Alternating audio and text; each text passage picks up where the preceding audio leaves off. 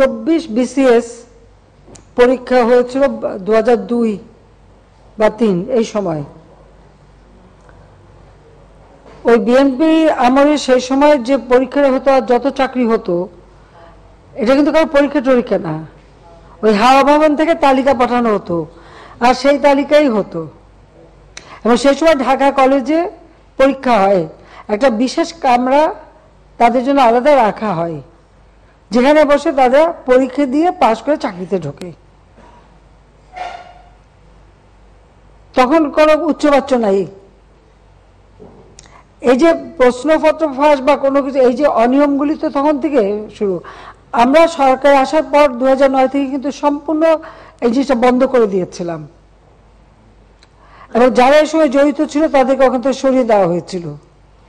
2018 পরে এই যে কোটা আন্দোলন এইসব কিছু হবার পর এই গ্রুপটা আবার কি করে যেন এখানে জায়গা করে ফেলে, যেটা এখন ধরা পড়েছে।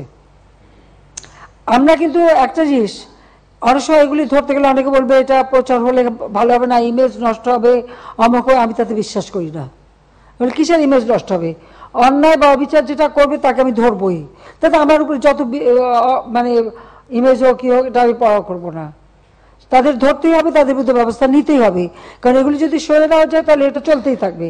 এটা যাতে আগামীতে চলতে না পারে তার জন্য ব্যবস্থাটা নেওয়া হয়েছে। এটা অনেকে মনে করতে পারে যে আমাদের সময় না, এটা শুরু করছে সেই জিয়াউর রহমানের আমল থেকেই, আর খালেদা জিয়া শুধু আরো একদম বেশি। আর তখন তো তালিকা আসতো, সবকিছু তালিকা, এবং যা তালিকা ওটা মানতে হবে, না মানলে কেউ জানে বেঁচে থাকতে পারবে না। এই তো ছিল বাংলাদেশের অবস্থা, সেটা ভুলে গেলে চলবে? 2001 থেকে 2008 পর্যন্ত বাংলাদেশের অবস্থাটা কি ছিল?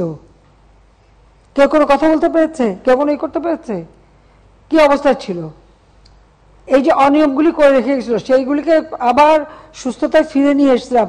এই 18 পরের থেকে মানে 19 এইসব আবার কিছুটা এরা হাত পেয়ে যায়, কিন্তু সেইগুলি বহুদিন থেকে পিছনে লেগে থেকে থেকে থেকে থেকে এখন ধরতে পেরেছি। যখন ধরা পড়েছে এটা তদন্ত হবে, বিচার হবে। আর যেটা বলেন যে হ্যাঁ, যারা বেনিফিশিয়ারি যদি তাদের খুঁজে বের করা যায় তবে তাদের বিরুদ্ধে ব্যবস্থা নেব না কেন? তাদের তো চাকরি করার কোনো মানে অধিকারই থাকবে না, কিন্তু সেটা খুঁজে দেবে কে? প্রশ্ন হচ্ছে এটা খুঁজে বের করে দেবে কে? যদি ওরা বলতে পারে যে আমাকে কাছে বিক্রি করতাম, তখন প্রমাণ করতে পারলে সেটা দেখা যাবে। তা আমিও সেটা বিশ্বাস করি যে বেনিফিশিয়ারি যারা তাদেরকে ধরা উচিত, তাহলে ভবিষ্যতে কেউ করবে না।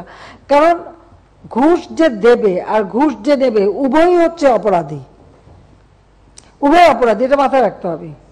তো প্রশ্নপত্র যারা ফাঁস করে আর যারা সেই প্রশ্নপত্র ক্রয় করে দুজনই অপরাধী, এতে কোনো সন্দেহ নাই। কিন্তু আমার খুঁজে বেরটা করবে কি? সাংবাদিকরা যদি চেষ্টা করে বের করে দেয়, ব্যবস্থা নেওয়া যাবে।